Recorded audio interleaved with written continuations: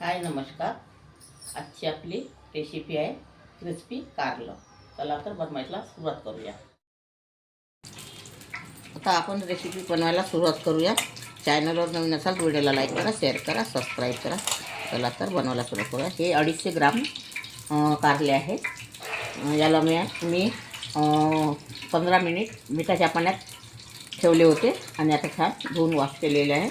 इथे 1 चमच मिरची पावडर आहे, जिरा पावडर आहे, धनी पावडर आहे, हळदी पावडर आहे। हे यामध्ये ॲड करून घ्यायचं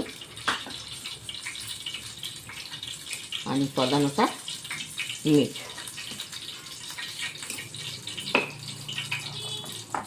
तांदळाचं पीठ आहे,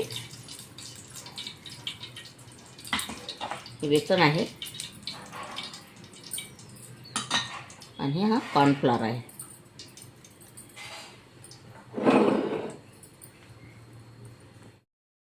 याला असं छान मिक्स करून घ्यायचं आहे।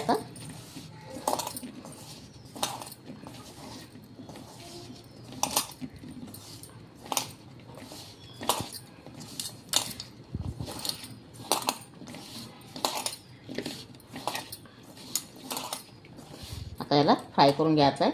पॅनमध्ये तेल टाकलेलं आहे, तेल आपलं गरम झालेलं आहे। आता याला फ्राय करून घ्यायचं आपल्याला।